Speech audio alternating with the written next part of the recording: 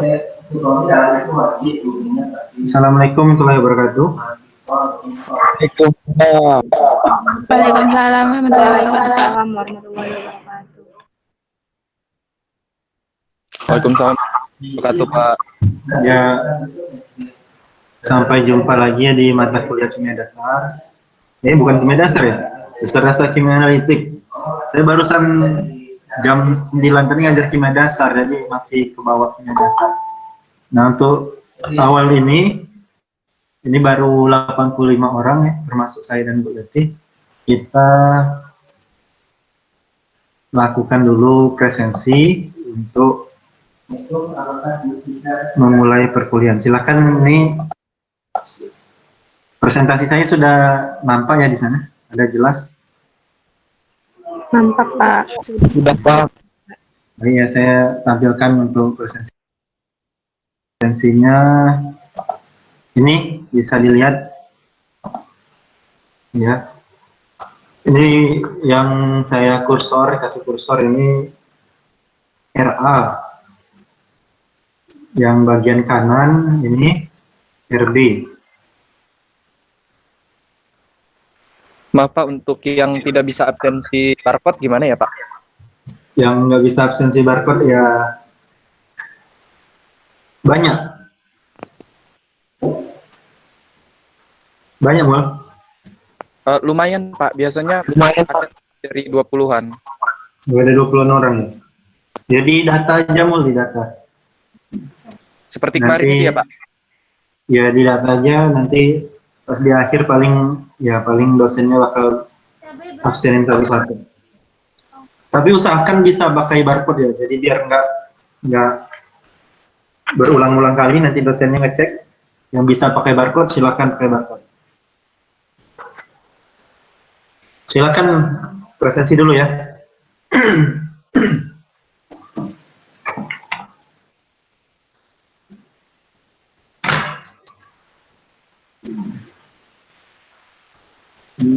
Kelas A, kelas B.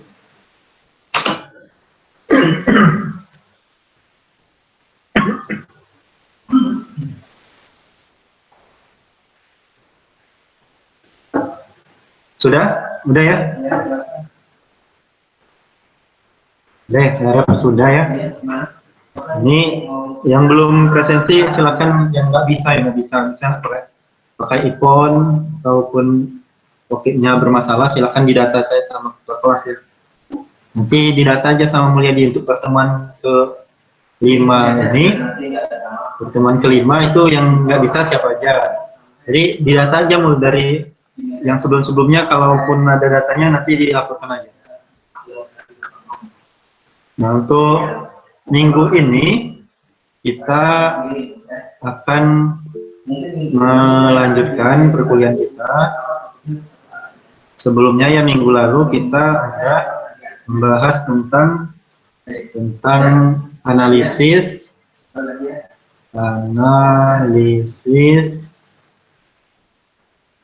kualitatif.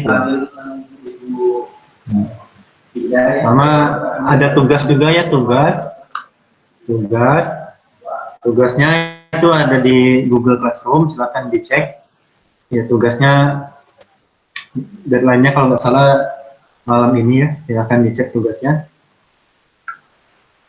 Kemudian untuk minggu ini kita akan melanjutkan materi tentang grafimetri ya, grafimetri. Jadi minggu ini kita akan melanjutkan metode. Ini grafimetri ini kan metode analitik grafimetri ya. Metode ini metode konvensional.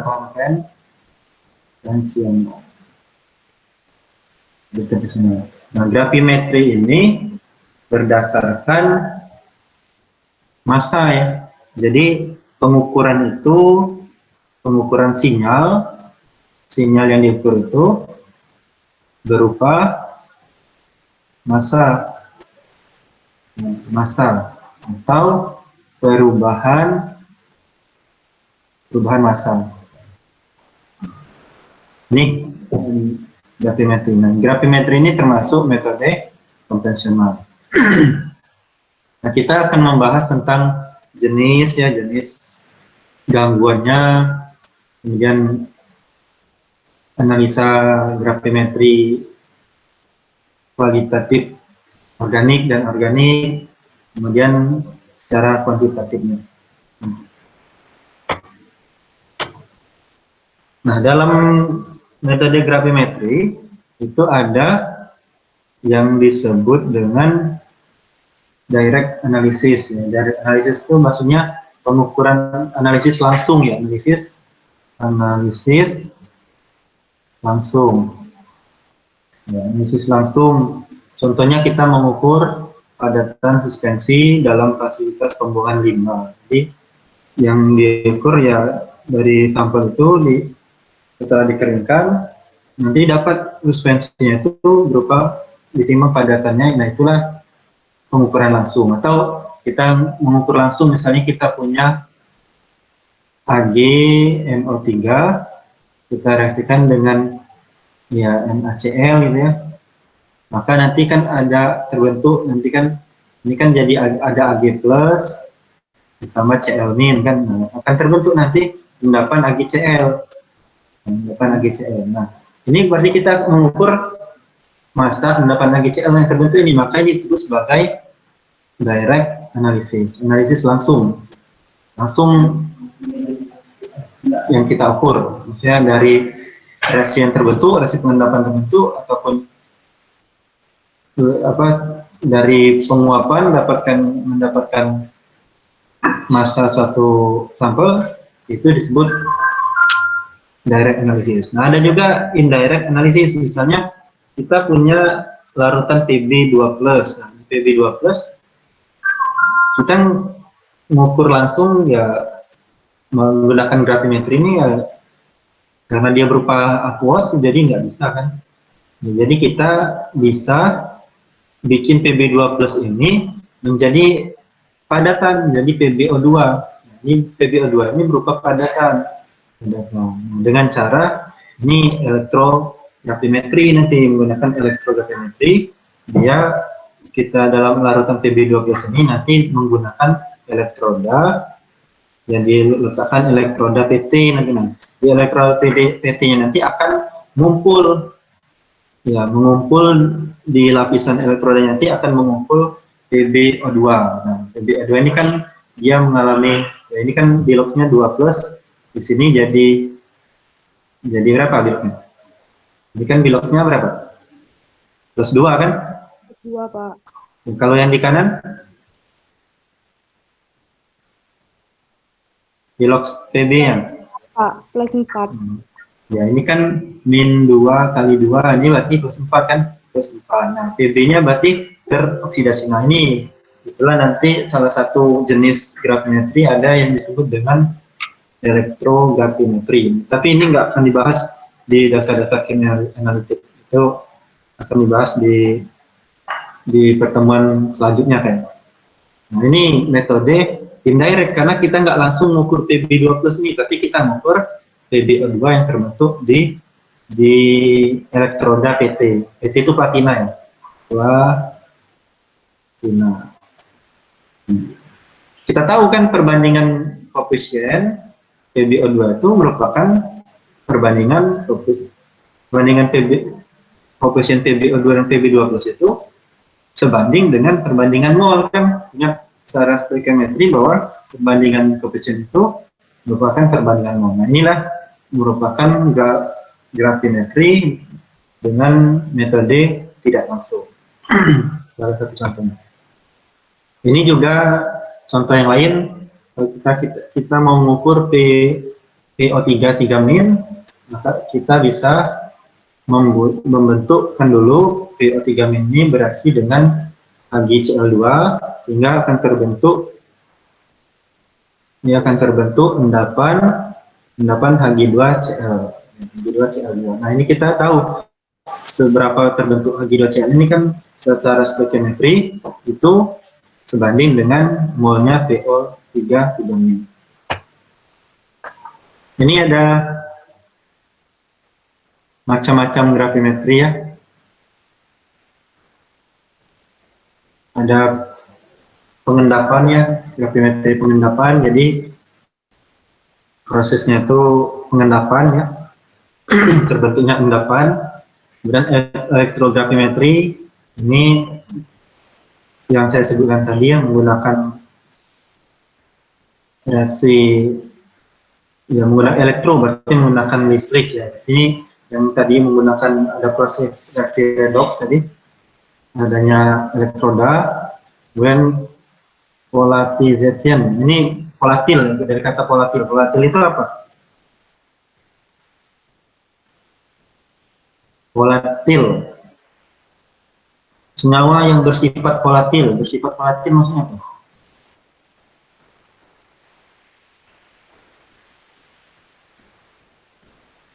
Siapa ini?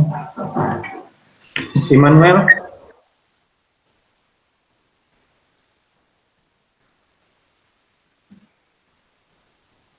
Ya, volatil itu, ya kalau bersifat volatil itu berarti bersifat mudah menguap. Menguap itu kan vapor ya, itu menguap. Volatil berarti zat yang bersifat mudah menguap. Nah, kalau gravimetri yang tipenya volatil ini berarti kita menguapkan, nanti akan terdapat sisanya itu yang bisa kita timbang.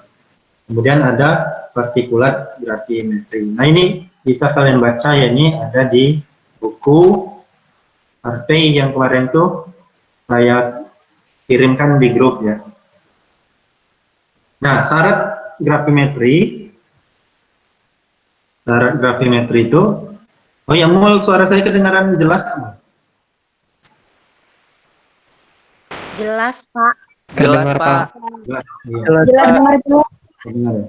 Jelas, Nah, Pak. syarat gravimetri, syaratnya kan kita ini kan mau menimbang gitu ya, menimbang massa. Sinyalnya itu berupa massa ya, perubahan massa. Berarti kita kalau mau terbentuk endapan itu kalau KSP itu kecil, ya kan? Ingat dulu kan pelajaran tentang ya di KIDA 1 tentang hasil kali kelarutan. KSP garam-garam yang punya KSP kecil itu berarti dia mudah larut atau sukar larut? Sukar larut, Pak. Ya, sukar larut kan, yang KSP kecil itu berarti sukar larut. Ya, sukar larut berarti ada endapan, berarti ada endapan. Nah, endapan itu yang syarat gravimetri, KSP-nya kecil. Kalau KSP-nya besar larut, ya gimana kita mau nimbangnya kan kalau dia larut? Jadi harus yang KSP kecil. Kemudian sedapat mungkin stabil atau menghasilkan turunan yang stabil. Tadi ya, ini bisa kalau menghasilkan turunan yang stabil berarti dia nanti bisa menggunakan yang indirect tadi. Yang kita ukur hasil yang stabilnya itu. Tidak reaktif dengan udara. Kalau reaktif dengan udara, misalnya dia reaktif dengan udara, mudah bereaksi dengan udara, maka yang proses penimbangan atau massa yang kita ukur itu bukan massa sebenarnya, berarti karena ada bereaksi dengan udara. Kemudian komposisinya itu harus pasti. Jadi rumus molekulnya itu udah harus jelas. Apa sih yang mau kita ukur itu berarti komposisinya itu harus pasti, rumus molekulnya jelas. Nah, kemudian endapan, padatan yang terbentuk itu harus bisa mudah dipisahkan.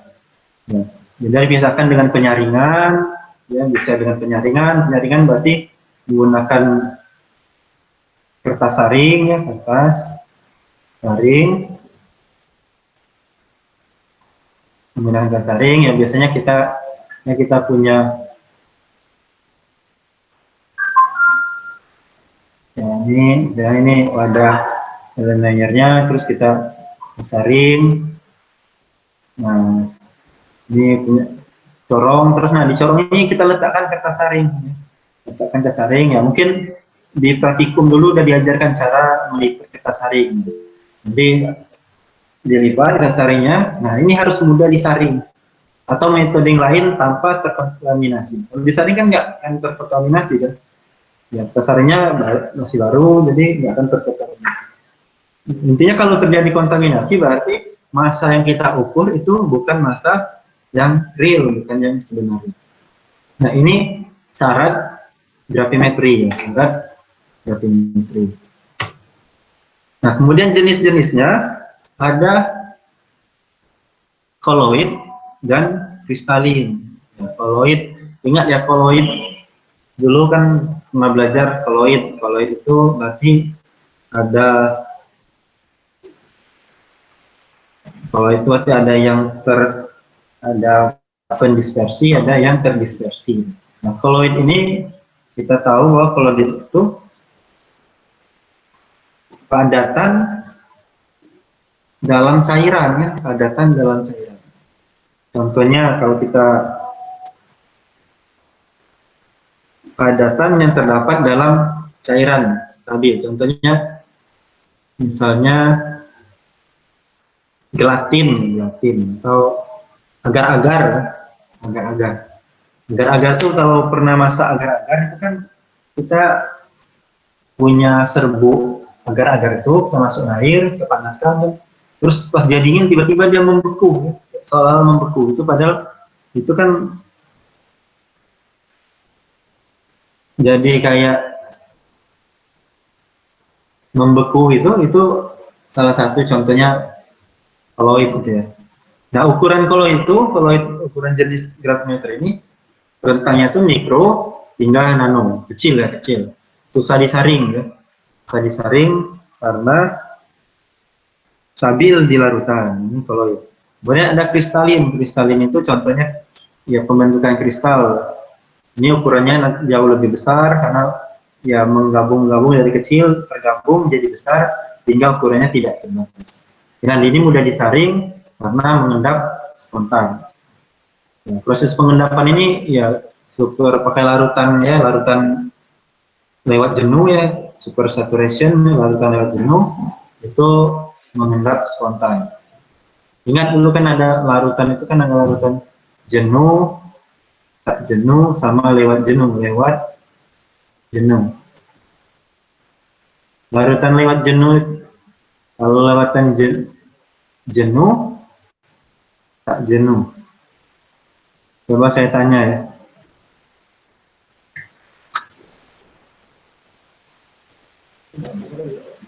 Rizky Maulana Sidik.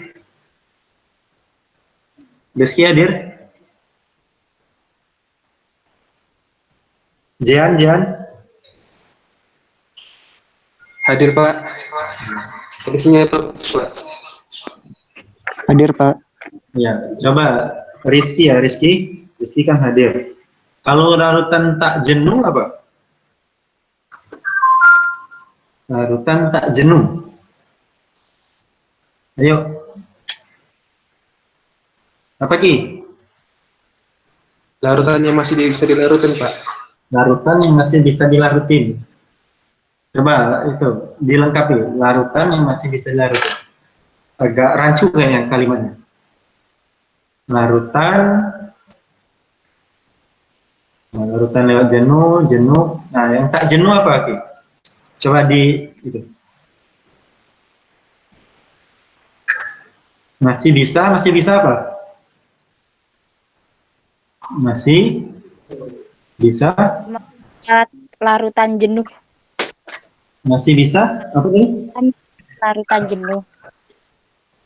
Masih bisa. Ya, dikit lagi coba. Ada yang bisa masih ingat ya? Kalau tak jenuh itu berarti dia masih bisa Pak?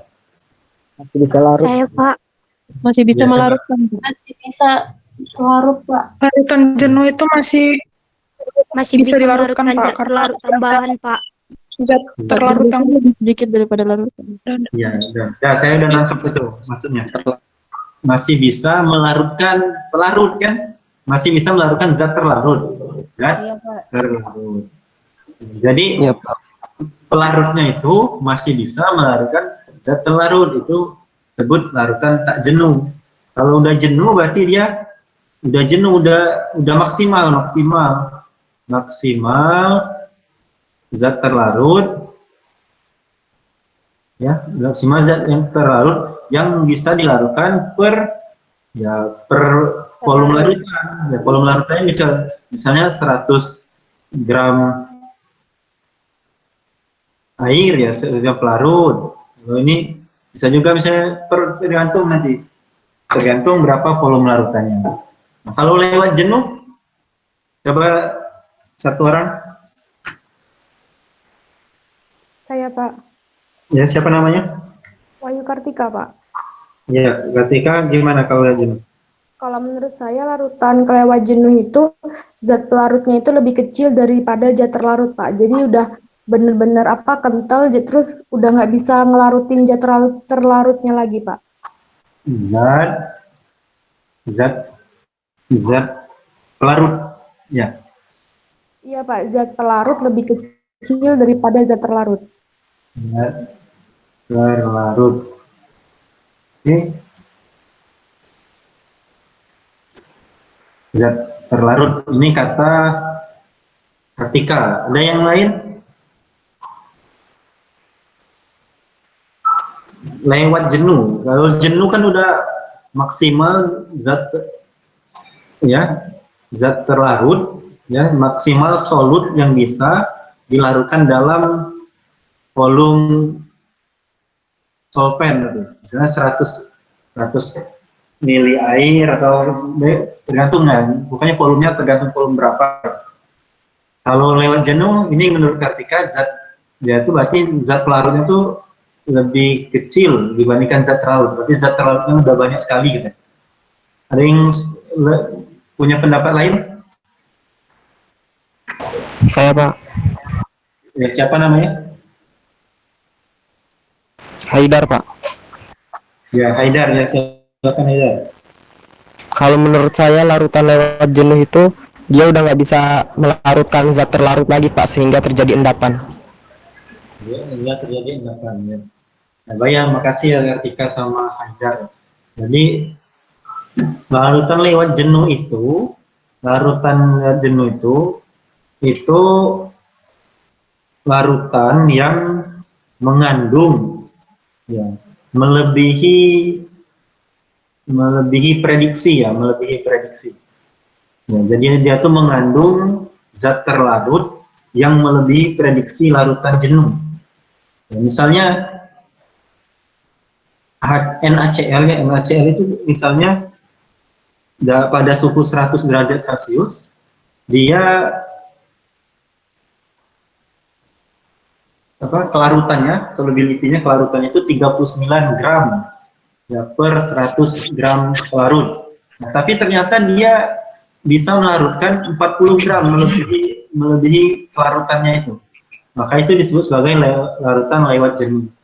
Nah, larutan lewat jenuh itu nanti yang bisa digunakan untuk membentuk kristalin ini, ya, membentuk kristalin.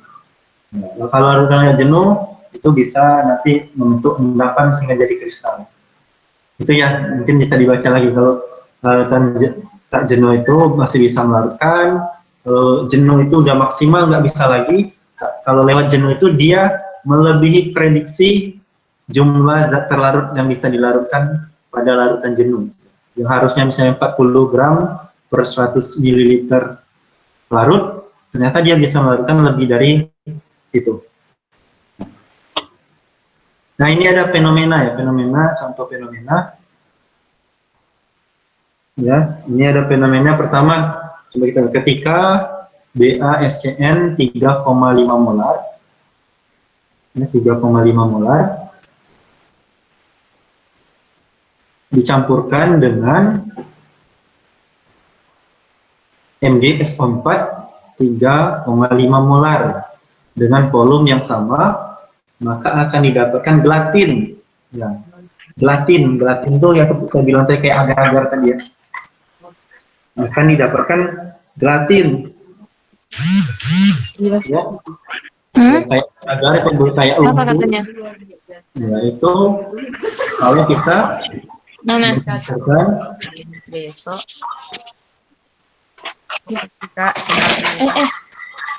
Boleh lah kak, bilang. Buat jajan nih kak, bilang aja. Livia Kristianti. Dimut dulu. Oh ya.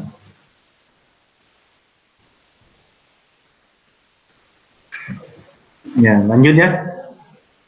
Nah, kasus pertama fenomenanya, kalau kita menambahkan BASCN dicampur dengan MgSO4 dengan molar yang tingginya 3,5 molar, maka akan terbentuk gelatin seketika. Gelatin itu kayak agar-agar itu kayak lumpur-lumpur gitu, langsung jadi gitu.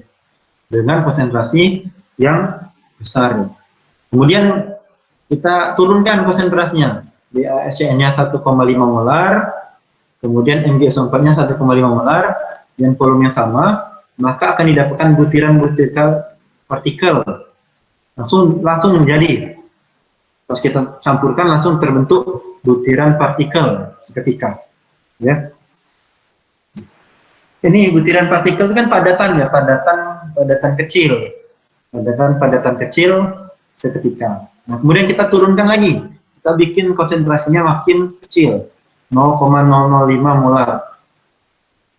Kemudian MgSO4-nya sama 0,005 molar, lebih kecil juga. Nah, dengan volume yang sama, volumenya tadi sama yang di atas, maka diperlukan waktu 2-3 hari untuk mendapatkan kristal BaSO4. Nah, sudah terbentuk kristal nanti, lama 2-3 hari. Lama, tapi dia terbentuk kristalnya lama, tapi dia besar. Kalau tadi kan kecil-kecil ya, ya. Yang ini tiba-tiba kayak gelatin, kayak agar-agar. Yang ini terbentuknya lama, tapi dia dapat kristal yang besar. Itu ya. Jadi dari sini bisa kita simpulkan. Apa yang bisa kita simpulkan dari sini?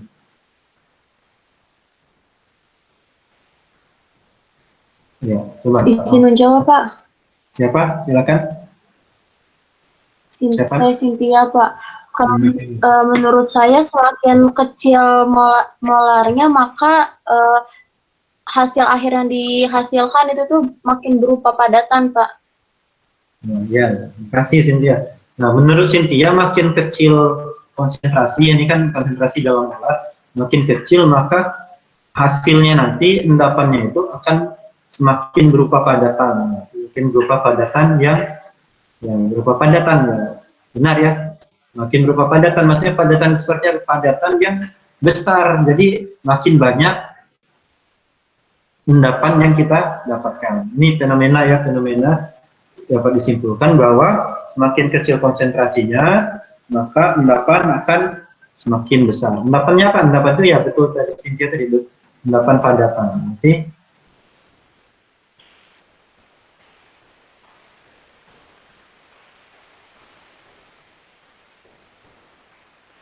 ini ya konsentrasinya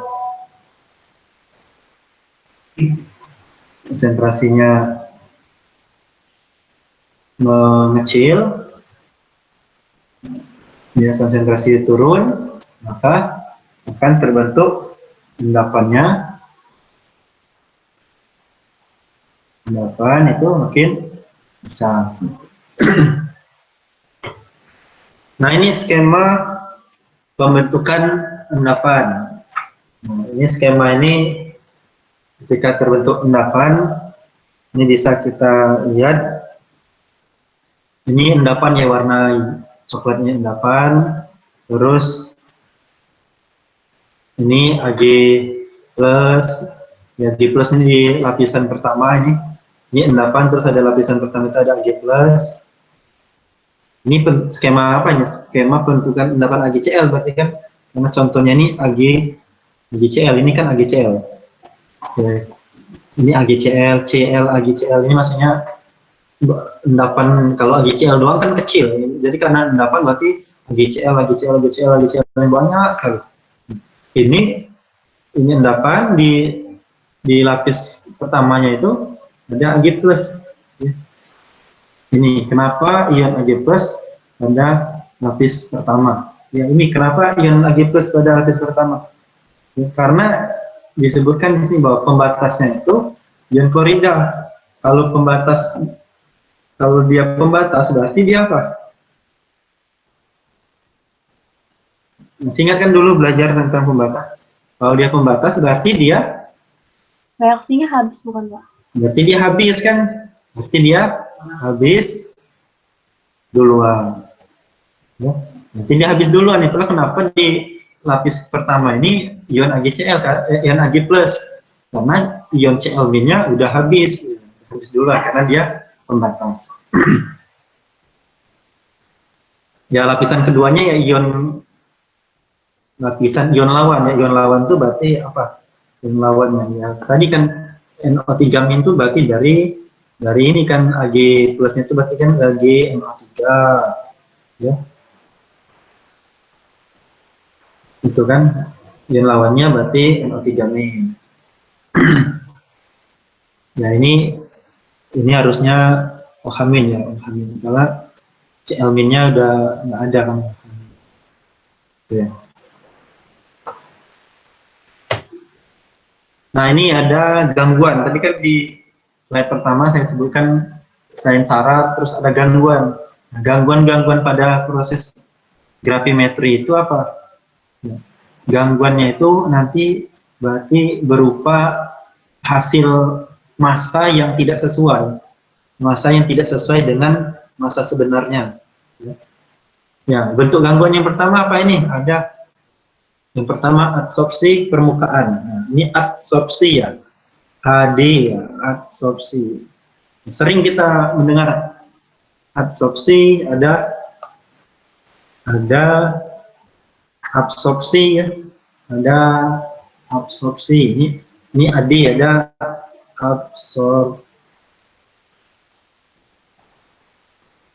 absorpsi. Ini silakan dibaca apa bedanya. Nah, ini ada gangguan itu berupa adsorpsi permukaan. Ini adsorpsi permukaan ini salah satu gangguan dalam gravimetri. Nah, kita tahu bahwa ketika terbentuknya kristalin, contoh ini kristalinnya ini kristal ya endapan AgCl ya ini endapan AgCl. Kita tahu bahwa ini yang warna hijau ini Cl-, yang warna kuning itu Ag+. Nah, kita lihat ini kan ada di dalam, ya ionnya di dalam, yang ini di dalam, yang ini kan di luar di luar kan di permukaan. Nah, kita lihat yang di dalam ya Ag+ yang di dalam, yang kuning ini itu dikelilingi oleh 6 Cl-. Kenapa 6? Kita lihat dari kiri, dari ini ya, ini misalnya gini. Nah, ini itu dia dikelilingi oleh 6 Cl-. Ya, atas 1 ya, 1 atas, 2 kiri, 2, 3 di kanannya, ya. Ini 4 di sebelah depannya, 5 di belakangnya, 6 di bagian bawahnya. Ada 6 yang Cl- yang mengelilingi Ag+, ion Ag+ dalam ini ya, struktur kristal AgCl ini. Sedangkan di permukaan, ya ini contohnya di permukaan, ini AgCl yang di permukaan, yang di pinggir ya, di pinggir kayak ini, itu dia cuma dikelilingi oleh 4 Cl-. 4 dari mana? 1, 2, 3, 4 ya kan? Cuma dikelilingi oleh 4 Cl-. Yang di bawah sama di sebelah sini kan nggak ada. Nah, yang nggak ada ini terjadi absorpsi ion pengganggu. Nah, ion pengganggunya itu menempel di permukaan ini yang menyebabkan terjadi gangguan. Ya kan? Itulah disebut salah satu gangguannya itu absorpsi permukaan. Jadi kalau dari penjelasan saya tadi bisa kalian simpulkan absorpsi itu apa? Penyerapan ion yang terganggu bukan Pak? Penyerapan Pak, absorpsi. Ya, absorpsi itu penyerapan ya, penyerapan. Adsorpsi juga penyerapan kan? Penyerapan. Nah, bedanya apa? Nah, sebenarnya tadi udah bisa ditangkap dari penjelasan saya tadi. Kalau adsorpsi itu penyerapannya di mana? Permukaan, Pak. Ya, di permukaan, ya di permukaan. Ini adsorpsi. Kalau absorpsi itu penyerapannya tuh sampai ke dalam. Kalau kata dosen saya dulu, kalau kita mau bikin contoh nyatanya, kalau adsorpsi itu ibaratkan kalau kita punya kue, terus kuenya itu 9 tahun, saya timpukkan ke muka, nah itu adsorpsi, itu AD. Kalau kuenya itu saya masukkan ke dalam mulut, saya telan, itu A. Nah, jadi kalau absorpsi itu sampai ke dalam. Nah, jadi ini salah satu gangguan tadi ya. Ini cuma selingan aja, beda adsorpsi sama absorpsi. Nah, gangguan yang tadi yang pertama karena adanya adsorpsi permukaan. Yang diabsorpsi apa? Ion pengganggu. Ion pengganggu itu. Jadi gimana cara menyelesaikannya? Solusinya kita harus hilangkan berarti kan ion pengganggunya. Nah, kita hilangkan dengan cara dibilas. Ya, dibilas dengan air agar dia tidak terbawa. Jadi ionnya tuh kita bilas dengan air agar dia tidak terbawa dengan endapan itu. Ini gangguan yang pertama, absorpsi permukaan. Ada pertanyaan?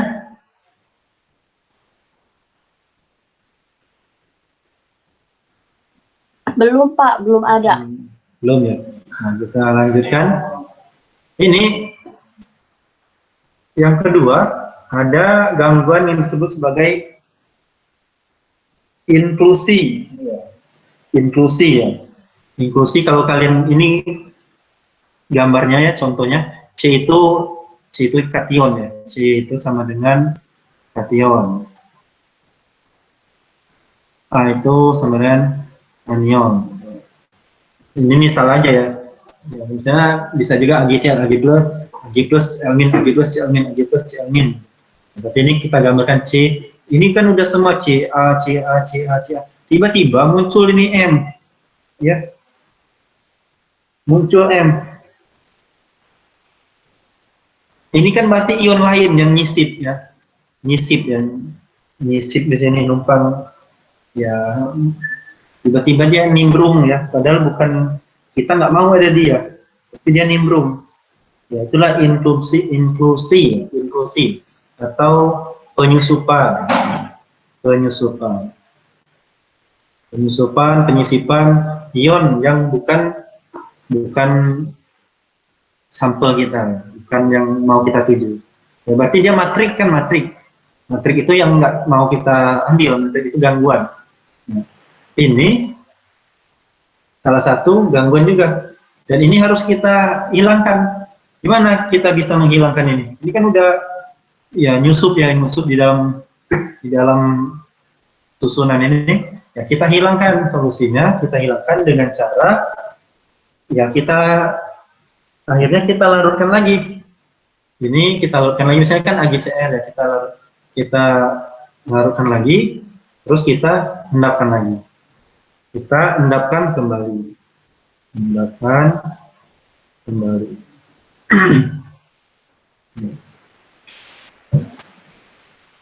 Sudah dilarutkan, diendapkan kembali. Kita berharap nanti yang menyusup itu nggak ada lagi, jadi gangguannya hilang. Nah, kemudian yang ketiga, ini 2, ini 1. Yang ketiga, oklusi. Ini oklusi. Bisa lihat ini kan ada kation, anion, tiba-tiba ada ini. Nah, apa ini? Masuk dia di sini. Ini terbentuk apa ini? Ya, ini terbentuk gelatin. Terbentuk gelatin yang menyusup besar di dalam ini ya, dalam endapan kita ya. Nah, ini juga gangguan. Kenapa bisa terbentuk gelatin? Ya, kenapa bisa terbentuk gelatin? Ingat tadi ya, ini tadi. Kenapa dia bisa terbentuk gelatin? Coba Sesti.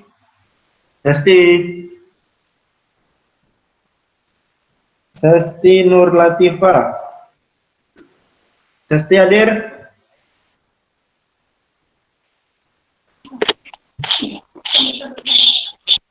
Sesti lagi itu ya, lagi rame-rame. Ya Pak, bisa diulangin nggak Pak? Soalnya sinyalnya susah Pak, nggak kedengaran tadi Pak.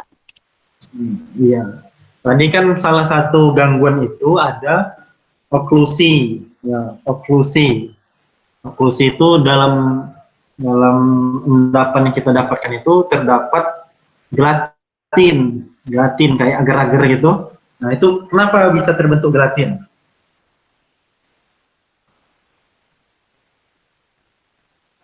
Kenapa, Sesti?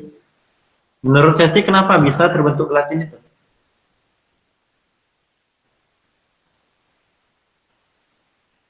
Hah?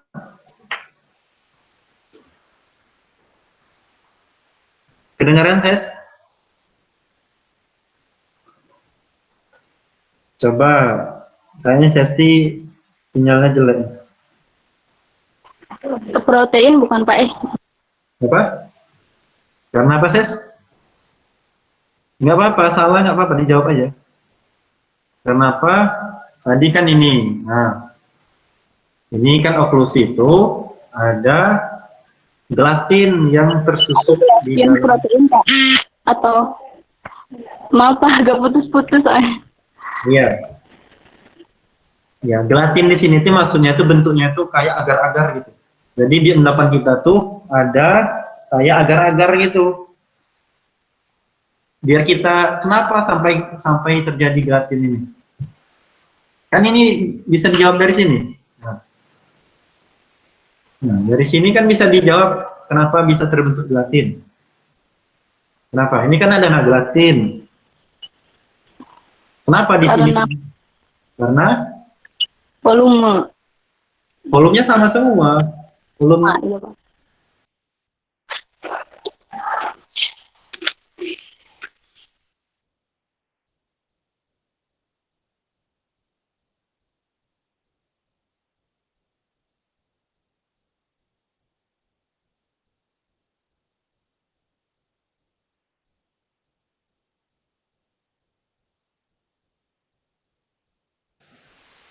Ada yang bisa bantu?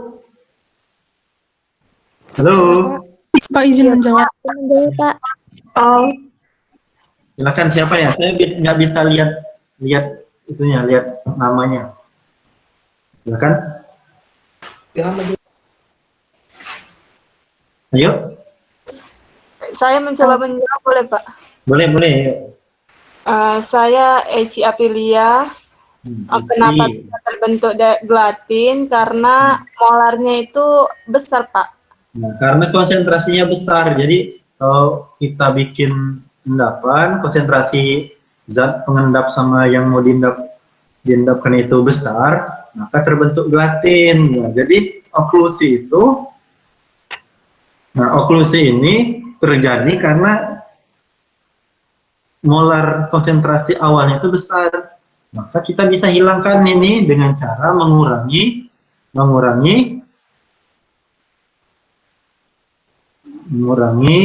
konsentrasi. Konsentrasi apa? Ya, mengurangi konsentrasi. Ya, tapi kalau kuliah jangan dikurangi konsentrasinya. Kalau kuliah kurang konsentrasi nanti ketiduran. Itu ya. Ya, ada pertanyaan? Ayo Pak. Ya, silakan. Cara tahu kalau ada gangguan absorpsi sama inklusi itu gimana Pak? Kan kalau misalnya secara oklusi kan kita bisa tahu kalau ada gelatin gitu Pak. Nah kalau absorpsi sama inklusi itu gimana Pak? Oh, tahu gangguan gitu ya. Ya, ini Iya Pak. tahu ya sebenarnya padatan yang terbentuk ini kita tahu gangguannya seperti apa, ada atau tidak itu. Sebentar ya, saya belum bisa menjawab dengan pasti ya. Tapi ini gangguan ini terjadi kita tahu dari masanya yang tidak sesuai dengan prediksi. Nah, tapi kalau kita untuk mengetahui gangguannya itu sebenarnya bisa aja misalnya AGCL gitu ya. Kalau kita ukur ya kita kan punya endapan tuh. Kita punya endapan untuk mengetahui dia AGCL murni atau enggak, ya itu berarti kan kita bisa ukur menggunakan instrumen, misalnya menggunakan ya EDX, ya ini instrumen ini EDX ini bisa atau XRF, ya. Nah ini jawaban saya ini belum pasti ya, nanti kita cari sama. Tapi secara kimianya ini memungkinkan untuk kita lakukan. Misalnya kita dapat AGCL gitu. Kita tak bisa mengetahui dalam endapan yang kita dapatkan itu benar-benar AGCL semua atau ada ion lain. Kita bisa gunakan EDX atau XRF. Nanti akan kita ketahui berapa persen Ag dalam sampel kita, berapa persen Cl dalam sampel kita. Itu paling itu mul ya. Haidar, Pak. Ya, Haidar ya. Mengerti, Pak.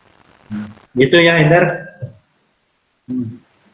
Nah, Iya, Pak. kita tahu bahwa gelat yang tadi ya, yang kita kembali lagi ke oklusi, gelatin itu kan yang saya bilang agar-agar. Agar-agar itu kan itu ya, agar-agar itu air. Bentar ya. Agar-agar itu air yang terjebak dalam padat kan? Air yang terjebak dalam padat, air yang terjebak. Karena ini kursornya agak itu ya, terjebak dalam padat, terjebak dalam ya kok error ya ini ya. Bentar. Nah, gelatin ini air yang terjebak dalam padat. Karena apa? Karena tiba-tiba konsentrasi yang besar kita langsung campurkan. Kita campurkan, maka akan terbentuk air yang terjebak dalam padat yang disebut dengan agar-agar atau gelatin. Itu. Nah, untuk slide selanjutnya, nah ini saya ambil dari buku Harvey ya, bisa kalian cek. Untuk yang ini ya, gambar 8.4 dari buku Harvey, ada 3 contoh impurities itu berarti ya pure itu kan murni, berarti impurities itu gangguan yang sehingga didapatkan endapan yang tidak murni yang selama proses pengendapan ya, proses pengendapan. Nah ini bisa kita lihat warna biru itu tanda untuk impurities itu pengganggu ya. Yang bagian A itu inklusi ya, inklusi. Nah, inklusi coba lihat yang biru-birunya gini, menyisip di dalam kubik ini. Yang nomor B oklusi. Nah ini oklusi. Nah, dia terbentuk gelatin di dalam kubiknya. Nah, yang bagian D ini kan permukaan ya, permukaan kubus ini, permukaan kristalnya. Ini adsorpsi permukaan. Ini bentuk gangguan ya, gangguan dalam pembentukan endapan ya.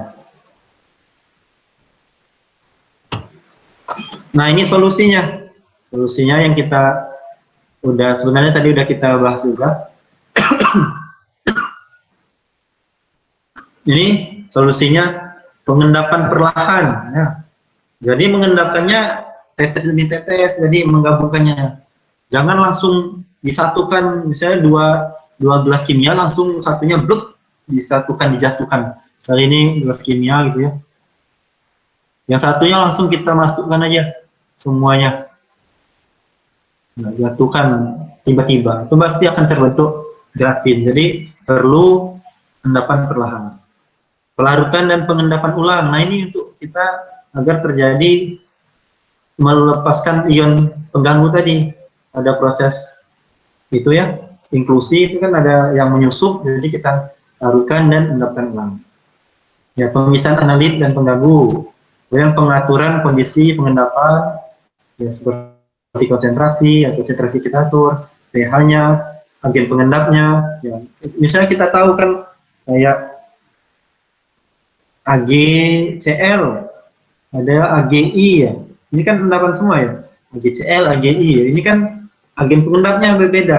Satunya ion Cl, satunya ion I. Nah, kita mau dapat endapan yang mana yang mau dapat endapan lebih cepat misalnya, berarti kita lihat AgCl sama AgI yang lebih kecil KSP-nya berarti yang akan mengendap lebih cepat.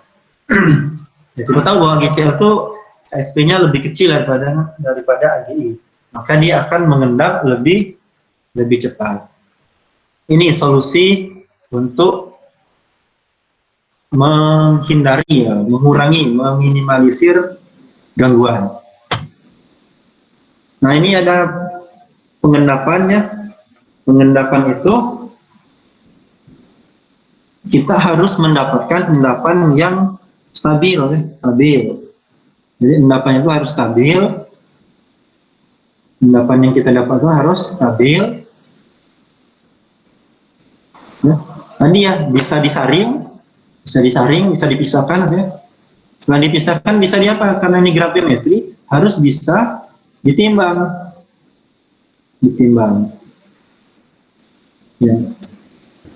Dan pengendapnya itu, agen pengendapnya itu selektif. Ya. Misalnya Ag+ itu bisa mengendap dengan apa? Dengan Cl, dengan OH, dengan I. Nah ini ada anorganik dengan organik. Ya, ini nanti ion pengendap ya, agen pengendap, ada agen pengendap anorganik, ada agen pengendap organik. Ini bisa dibaca ya,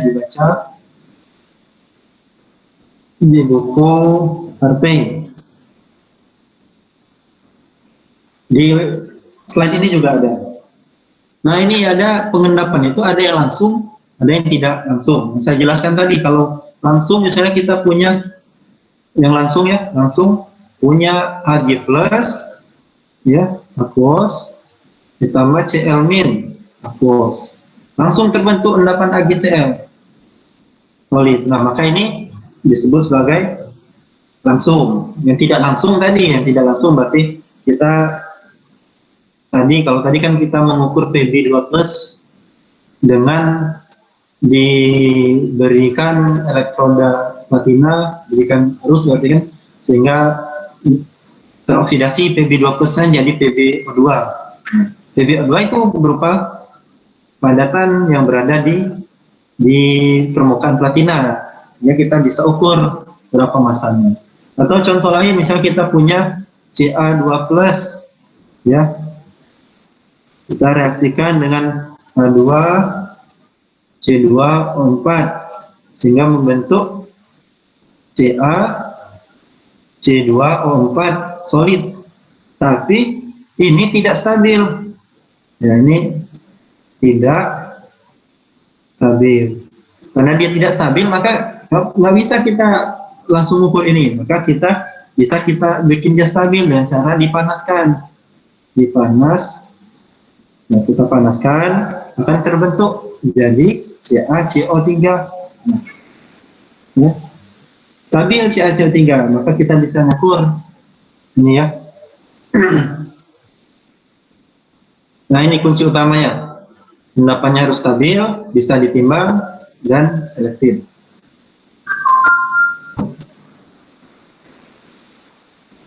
Sampai di sini ada pertanyaan?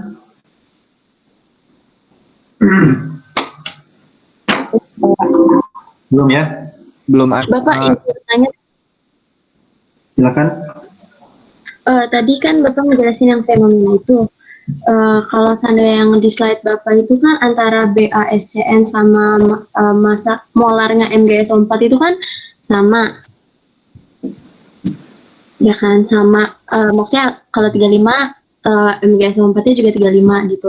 Kalau seandainya salah satu molar dua zat itu tuh berbeda, apakah bakal menghasilkan hasil akhir seperti yang Bapak jelaskan gitu? Oh iya, jadi ini fenomena di sini itu cuma sebenarnya contoh ya, menggambarkan kalau konsentrasi itu, kalau kita perkecil konsentrasinya, itu akan mendapatkan kristal yang besar, walaupun waktunya lebih lama. Ini kan waktunya 2-3 hari. Nah, kalau misalnya konsentrasi ini dibeda-bedain ya, ini ya hasilnya kalau dia dibedain, kalau konsentrasinya besar pasti akan terbentuk gelatin juga. Tapi kalau dia konsentrasi kecil walaupun dibeda-bedain, maka proses terbentuknya juga akan lama. Perbedaan konsentrasi ini kan nanti kita kalau di reaksi itu kan ada yang mana reaksi pembatas ya, berarti dia cepat habis ya. Kalau misalnya ini BaSCN dengan MgSO4, ini kan nanti kan terbentuk endapan apa nih? Endapan BaSO4 kan, endapan BaSO4. Nah, untuk terbentuk endapan BaSO4 itu berarti harus ada ion Ba2+ dan ion SO4- kan. Nah, kalau konsentrasi dibedain juga nggak apa-apa, yang penting ada kedua ion tersebut. Gitu. Siapa barusan? Cynthia, Pak. Oh, Cynthia. Ya, terima kasih, Pak. Iya, Cynthia.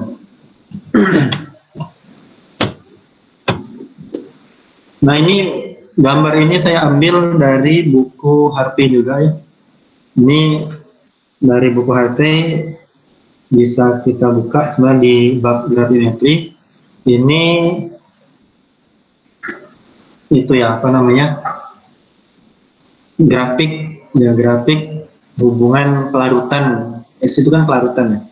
S pelarutan AgCl terhadap PCl ya. CL ini berapa banyak Cl yang kita tambahkan. Nah, di sini kan masih Ag semua. Ya, ini grafiknya harusnya prediksinya dia terbentuk Ag ini sampai bawah garis merah. Tapi di sini dengan bertambahnya Cl ya akan terbentuk ya, ini kesetimbangannya Ag+, terus terbentuk AgCl, terus makin ini ya, ada 4 kesetimbangan nih, Ag+, AgCl, AgCl-, AgCl3 2-. Nah, ini keempat ini kan kita tahu bahwa kelarutan itu jumlah dari semua komponen kelarutan ini Ag+. Nah, komponen kelarutan Ag+ dalam sini ada 4, 1, 2, 3, 4. Jadi kelarutan AgCl itu jumlah dari konsentrasi Ag+, konsentrasi AgCl, konsentrasi AgCl 2-, konsentrasi AgCl3 2-. Nah, ini cuma menunjukkan bahwa kelarutan AgCl itu total dari keempat konsentrasi ini. Ya, ini bisa saya lihatkan ya, bentar.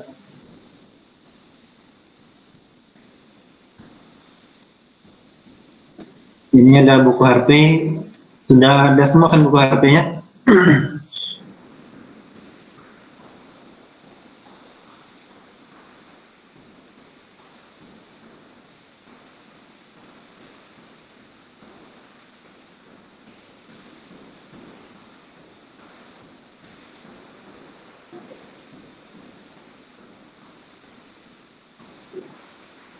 Nah, ini yang tadi.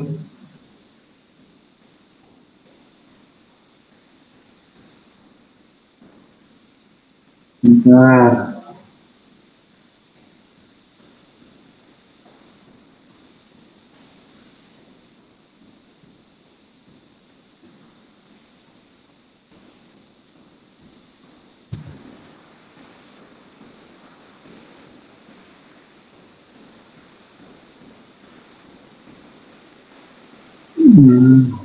Kok nggak ada?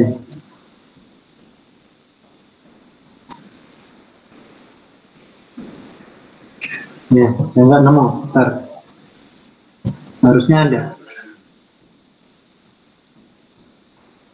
Akurasi bukan. Ini.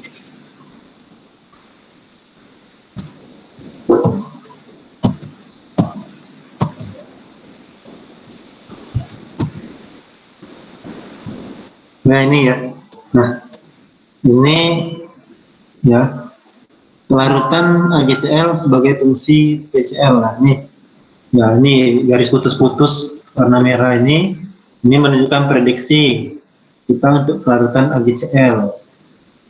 Dan jika kita cuma mengasumsikan bahwa ini nggak bisa nulis ya. Nah, kita mengasumsikan bahwa kelarutan AGCL itu cuma reaksi 8.1 itu kelarutan AGCL itu cuma Ag plus sebentar ya, Ag plus itu keluar ya. Kalau garis putus-putus tadi itu kita mengasumsikan bahwa kelarutan AGCL itu cuma dipengaruhi oleh Ag plus dan Cl min ya. Maksudnya kan kita tahu bahwa KSP ya itu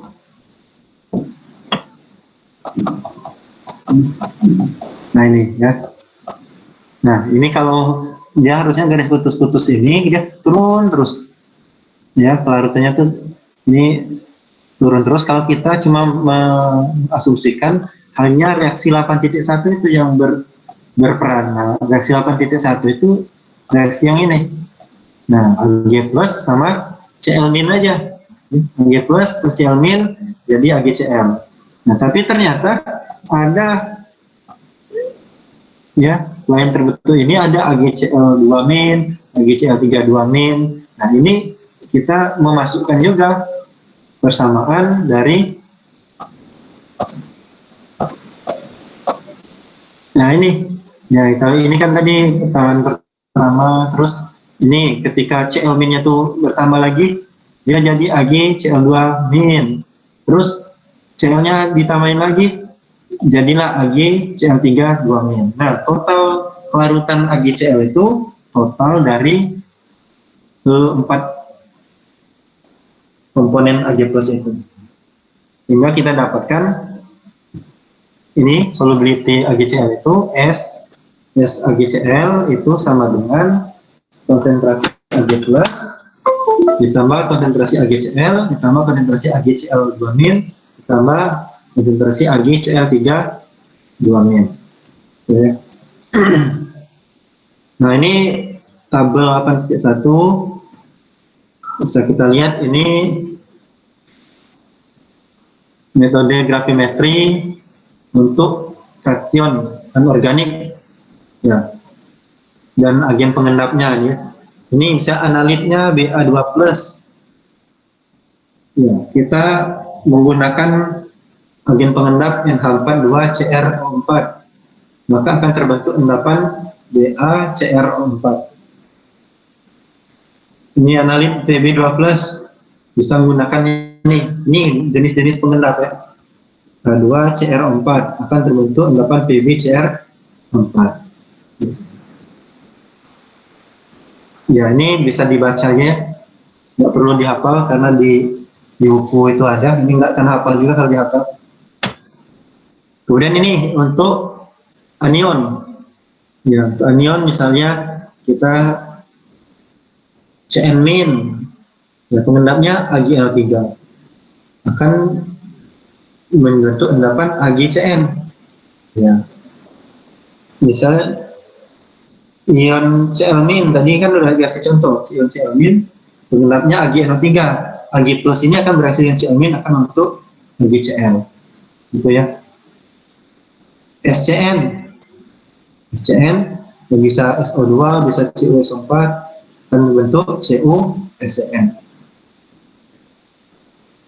Ya, ini macam-macam metode ya dan agen pengendap. Kemudian untuk yang organik, ini untuk yang organik ya metode gravimetri untuk kation anorganik ya, dan pengendapnya itu organik. Contohnya ini ya, Ni2+, pengendapnya dimetil dioksin ya. Dimetil dioksin. Nah, ini organik semua ya, ini organik. Ini analitnya ini anorganik. Ya, ini tinggal dibaca aja untuk sebagai informasi. Ini agen pengendap ini biasa endapan kan bisa dia mengendap ya, kayak yang saya ajarkan minggu lalu, bisa endapan itu nanti karena adanya proses pembentukan kompleks ya, pembentukan kompleks sehingga berwarna gitu. Ini masih lanjutan yang tadi ya, lanjutan yang terbentuknya endapan menggunakan pengendap organik. Nah, kalau ini metode gravimetri untuk analisis ya grup fungsi organik ya, dengan ini pengendap heteroatom bisa dilihat di sini. Misalnya ini organik, analitnya itu organik halida di treatment dengan oksidasi dengan asam nitrat dengan kehadiran Ag+. Nah, berarti agen pengendapnya itu AgNO3 sehingga terbentuk endapan AgX. X-nya itu ya ini organik halidanya, seperti itu ya. Nah, grafik tabel-tabel ini bisa kalian baca di buku Harvey atau buku Scoop. Nah, Scoop Fundamental Analytical Chemistry. Nah, untuk perhitungan prinsipnya yang pertama, masa analit itu sebelum dan sesudah reaksi itu harus sama. Yang konsep mol itu masa analit sebelum dan sesudah harus sama. Namun nggak boleh masa analit sesudah reaksi itu berkurang ya. Jadi analitnya itu masanya sebelum dan sesudah harus sama. Kita fokus pada analit ya, kita fokus saja pada analit. Jadi reaksi keseluruhannya nggak usah terlalu dilihat. Jadi fokus pada analit. Setelah proses penambahan agen pengendap diasumsikan bereaksi sempurna. Kita anggap setiap kali kita menambahkan agen pengendap itu bereaksi sempurna dengan analit. Kecuali di soalnya dikasih info lain ya, info reaksinya tidak sempurna. Rumus molekul reaktan dan produk harus kita perhatikan. Rumus molekulnya harus kita perhatikan karena dari rumus molekul itu kita akan dapat informasi tentang masa molekul kan, masa atom relatif ya. Kita akan dapat informasi data NR. Nah, ini ada contoh pertama. Coba dicatat dulu.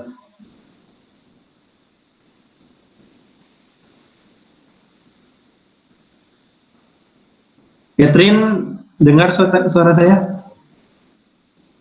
Catherine? Iya Pak, kenapa? Enggak, dengar kan? Dengar kok Pak. Oh ya, sip. Ini coba dicatat dulu ya. Ini ada konsentrasi arsen.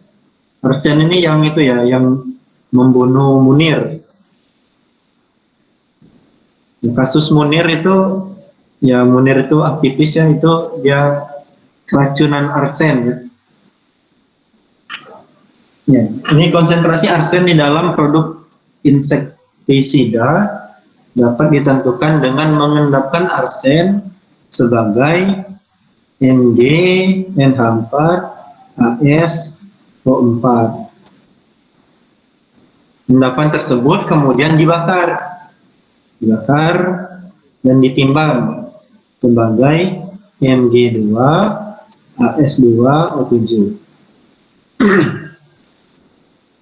Tentukan kadar arsen persen ya, massa per massa sebagai AS2O3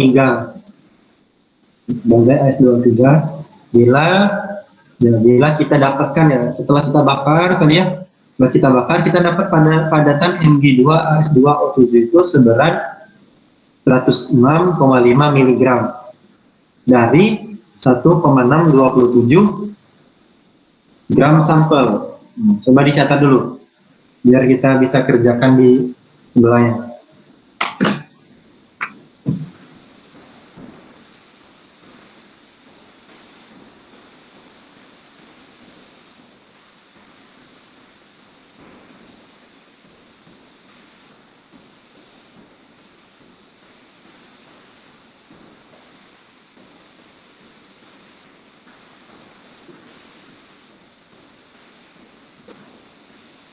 Sudah dicatat? Sudah, Pak. Sudah ya? Sudah, Pak. Sudah, Pak. Sudah ya? Sudah Pak. Nah, ini kan kita dapat informasi bahwa arsennya kita, ini berarti metodenya langsung atau tidak langsung?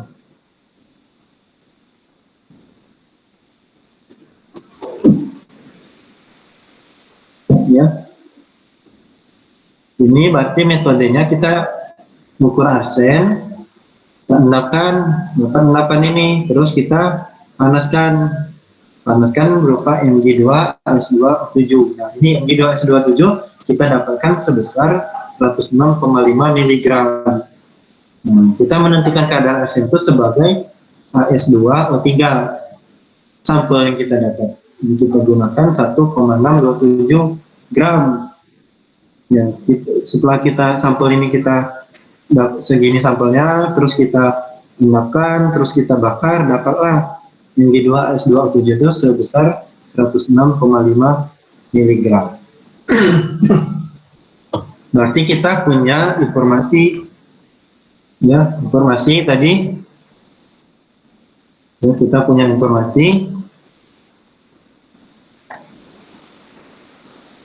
Ya. Ini nggak lurus ya, saya garis. Kita punya informasi bahwa pada perhitungan tadi kita sebutkan bahwa massa itu sebelum itu harus sama dengan apa? Masa sesudah, Pak. Ya, massa sesudah. Kekekalan massa, Pak. Ya, kekekalan massa ya, Lavoisier ya, hukum Lavoisier. Nah, kita tahu bahwa massa sebelum itu sebelum apa? Berarti massa arsen ya, arsen sebelum. Jadi itu harus sama dengan massa arsen sesudah. Nah, ya berarti kita bisa tulis, kita mau nyatakan tadi arsennya itu dalam AS2O3 ya. Ya, kita nyatakan sebagai AS2O3 ya, dalam persennya itu persen massa per massa itu AS2O3 pada Mg2AS2O7. Berarti kita tahu bahwa massanya itu massa arsen ya, massa AS2O3 itu sama dengan massa Mg2 apa tadi? Mg2 AS2O7. Nah, dari sini kan kita tadi dapat informasi bahwa kita harus mengetahui rumus molekul secara pasti, sehingga kita bisa dapatkan MR-nya kan. Nanti di sini kan ada berapa yang perlu kita hitung MR-nya kan. Nah, terus ada informasi juga tadi kan, informasi bahwa setelah kita membakar terus kita timbang, kita dapatkan berapa gram tadi? 100 berapa gram tadi? 106,5 mg. Ya. Ya kan 106,5 ya, 106,5 mg. Nah ini reaksinya nggak usah kita bikin reaksi lengkapnya. Jadi yang kita perhatikan tuh cuma analinnya. Kita perhatikan analin. Analinnya kan arsen dalam ya H2O3 ya pada yang persen masanya H2O3 pada Mg2 AS2O7. Ya, berarti di sini ada plus berapa nih? Pasti ada plus. Nah, nggak usah kita perhatikan itu. Jadi kita tahu bahwa kalau kita biasa bikin mula-mula reaksi setimbang ya. Ini kok bentar. Kok nggak lurus?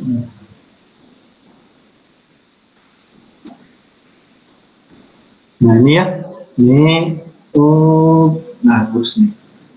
Kita tahu tadi bahwa masanya tadi Mg2S2O7 berapa tadi? 106. Berapa? 5,5 miligram ya, 106,5 miligram. Nah, 106,5 miligram Mg2S2O7. Nah ingat dalam nulis mula-mula reaksi setimbang itu selalu mol ya, selalu mol atau milimol, maksudnya jumlah zat ya. Nah, berarti di sini berapa mol ya? Ketika setimbang itu, ketika reaksi ini berapa mol? Nah berarti kita harus hitung berarti mol dari Mg2AS2O7. Kita tahu bahwa mol itu sama dengan massa per mR kan? Betul nggak?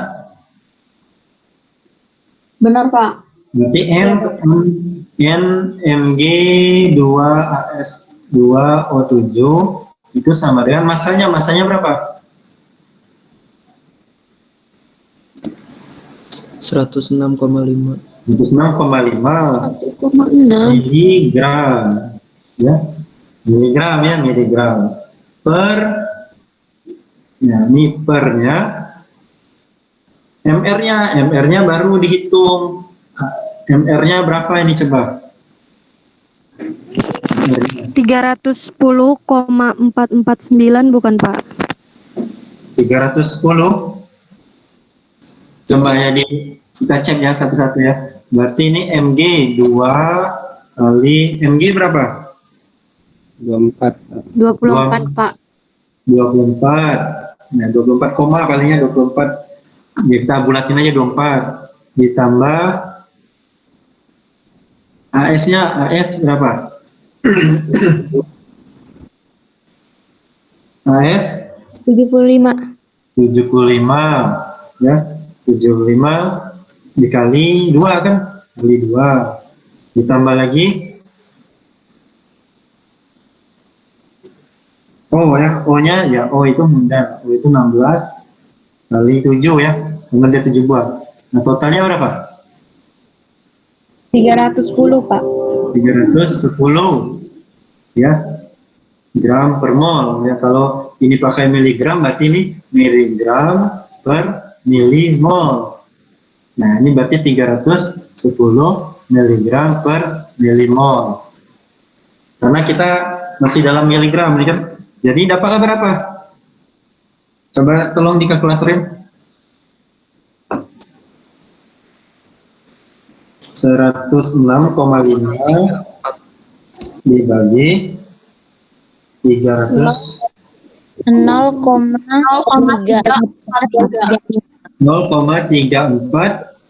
3 ya, 0,43 kita bikin aja 0,4343 ya. Nah berarti ini mol atau milimol? Milimol.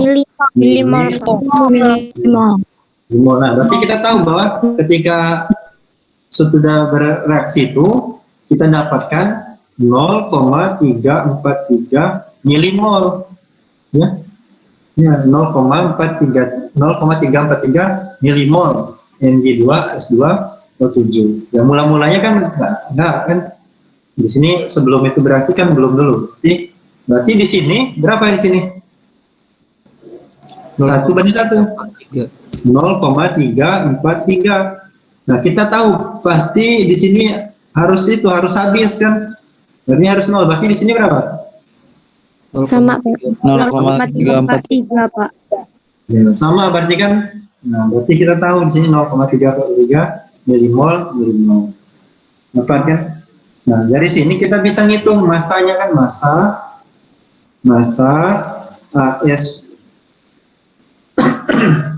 AS2O3. Ya, masanya pakai persamaan ini ya. Persamaan ini ya. Sudut kanan atas. Berarti massa itu sama dengan apa? Mol Dikali mol dikali MR. Berarti dapat molnya kan ini kan molnya. Ya. 0,343 dikali 0,343 dikali MR. AS tadi berapa? AS tadi 75 ya. 75 kali 2 ditambah 16 kali 3. hasilnya 1989. Bener nggak Pak? Berapa? 1989. 1000. Dapatnya tadi berapa? 1989. 1999. Berarti ini ya molnya ini kan 0,34. Ini kan milimol ya, bukan mol ya, milimol. Dikali MR-nya berapa MR-nya? Nanti kita cek ya. Ini kamu dapatnya gram 198. 108 Salah Pak, salah. miligram. Ya kalau ini milimol berarti ini masih miligram per milimol ya. Berarti dapatnya 0,343 dikali 198.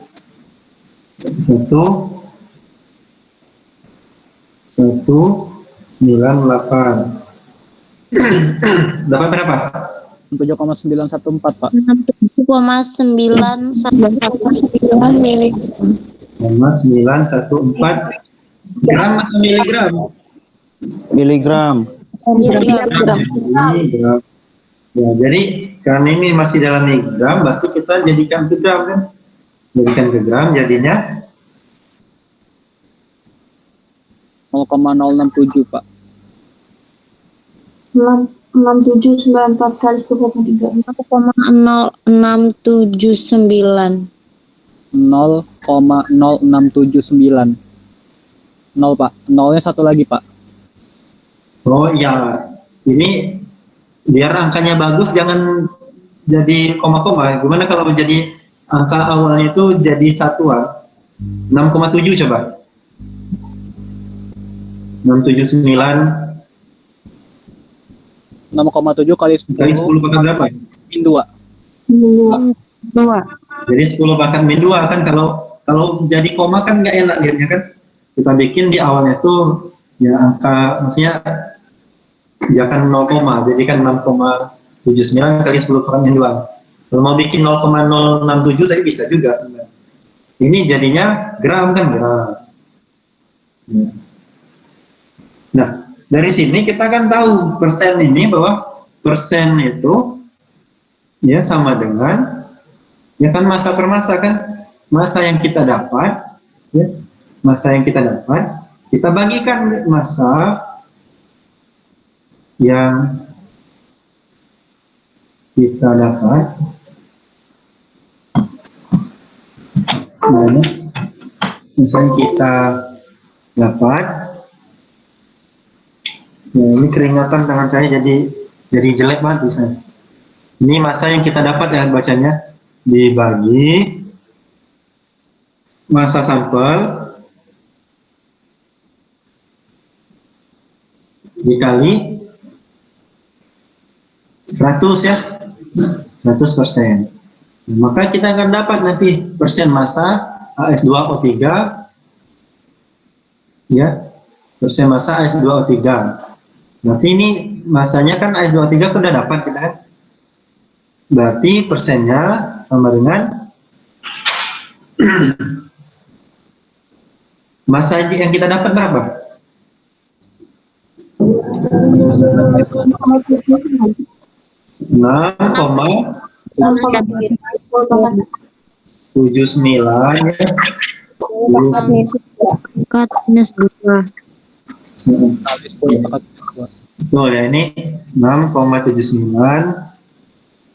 Ini saya hapus dulu ya, ini karena keringatan jadi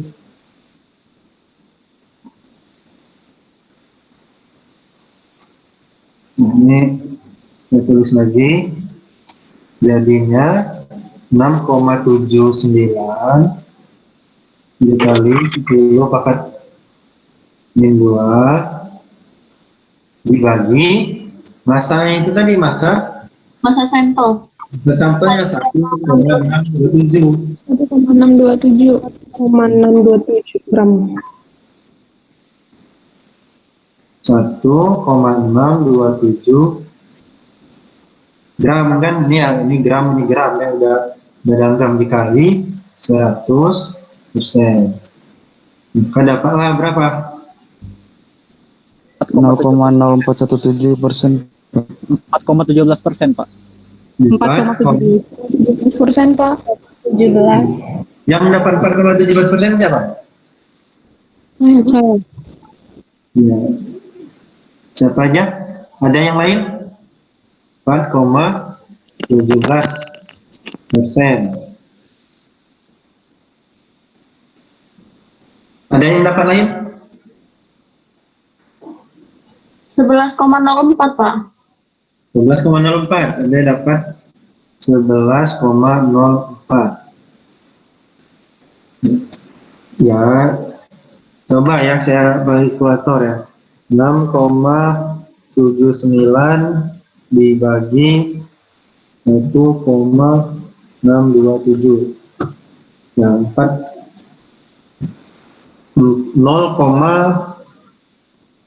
jadinya 4,17. Iya, Pak. Karena ini kan 6,79 dibagi 1,627 itu kan 4,17. Nah, 10 pangkat min 2 dikali 100 kan jadi itu ya, jadi hilang kan. Ini kan sama aja kayak kita menghilangkan ini kan. Ini kita coret kan. Ya, sama aja 6,79 dibagi 1,627 dapat 4,17%-nya turun. 4,17%.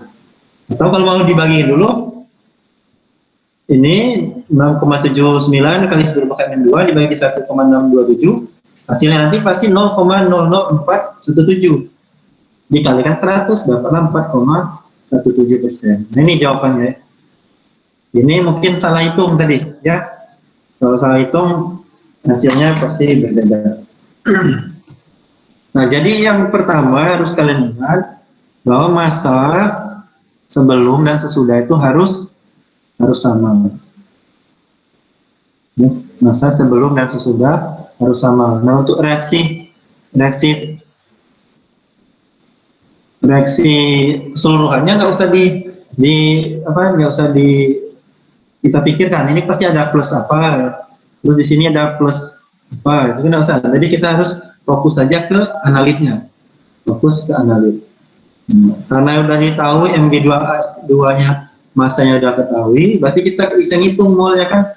Ini masanya udah diketahui, molnya kita ketahui. Nah, ini kan perbandingan pengisian itu. Maka mol AS2O3 bisa kita hitung. Kalau di sini 2, berarti ini kan 2 kali lipatnya kan. Ini kenapa dia 0,343? Karena di sini 1:1 gitu ya. Dan ini pasti 0, pasti habis. Di awal itu pasti habis. Itulah kenapa mula-mulanya, jadi yang kita dapat ini 0,343 milimol ini, kita ngambil dari sini. Nah, dari sini ya. Dari mula-mula. Mula-mula itu didapat dari kita membandingkan koefisien ini, dari koefisien Mg2S2O7 itu 1, berarti di sini ketika bereaksi dia 1 juga ini kan. Berarti mula-mulanya ya sama dengan ini. Maka dapatlah mol AS2O3-nya 0,343 milimol. Kenapa kita dapatkan milimol, maka kita akan dapatkan massa. Nah, kalau udah dapat massa, tinggal kita bagikan dengan massa sampel. Ya. Kalau kita dapat bagian massa sampel, akhirnya dapatlah persen AS2O3 di dalam sampel tersebut. Ada pertanyaan? Ya Pak, Ya, silakan. berarti kan di soalnya sebelumnya ada keterangan mengendapkan arsen sebagai MgNH4 ASO4, itu berarti nggak dipakai ya Pak? Enggak. Ya. Jadi ini enggak, maksudnya ini informasi awalnya ya diendapkan sebagai ini kan. Terus kan dipanaskan kan. Dipanaskan itu pasti ada yang hilang. Ya kan? Dipanaskan itu pasti ada perubahan. Setelah hasil akhirnya itu dapat dipanaskan, yang kita timbang itu yang kita hitung. Yang kita timbang kan ini ya. Yang kita timbang itu Mg2S2O7. Tentukan kadar arsen persen massa per massa sebagai AS2O3. Nah, sebagai AS2O3 itu ya kita bikin reaksinya AS2O3 ya. Kenapa kita bikin reaksinya tadi untuk melihat mol AS2O3 mula-mula itu berapa. Bila didapatkan padatan Mg2S2O7 ya. Baik Pak, terima kasih Pak. Ya, itu ya. Pak mau tanya Pak. Silakan. Jadi yang tadi tuh MgNH4 ASO4 itu setelah dibakar dia berubah Pak jadi Mg2AS2O7 atau gimana Pak? Nah, ini kan ketika mengendapkan arsen sebagai ini kan. Ya, MgNH4 AS4, kemudian endapan ini dibakar dan dia tuh setelah dibakar itu ditimbangnya itu sebagai Mg2S2O7, berarti udah berubah jadi ini kan, Mg2S2O7. Betul, kata siapa tadi? Haidar Pemulyadi. Saya nggak bisa lihat layar ya, karena layarnya cuma satu, ini lagi di PPT. Iya Pak, terima kasih Pak. Ya, Mulyadi ya? Iya Pak. Ya. Ada pertanyaan? Kalau nggak ada, hari Kamis itu kan udah saya jelaskan. Kamis itu saya itu mengajar KIDAS kelas besar. Jadi untuk hari Kamis akan diisi sama, ya kalian kan kalau satu minggu itu yang saya jelaskan kemarin, satu minggu itu kan setiap mahasiswa itu dapat 2,5 jam ya. Betul nggak? Betul, Pak. Betul, Ya. Pak. Jadi kita Senin itu kan gabung, Kamis gabung. Jadi hari Senin itu kurang lebih dapat 2 jam. Jadi hari Kamisnya ini Senin. Maksimal ya Senin itu 2 jam maksimal. Kamisnya ya maksimalnya ya kalau dibuat maksimal 2 jam berarti kalian seminggu itu dapat 4 jam. Itu bonus ya, bonus. Ya, nanti Kamis itu tutorial, nggak akan lama-lama untuk tutorialnya. Tutorialnya ya nanti tergantung soalnya dari Pak Han sama Bu Leti nanti untuk tutorialnya di hari Kamis. Karena saya hari Kamis itu mengajar KIDAS kelas besar.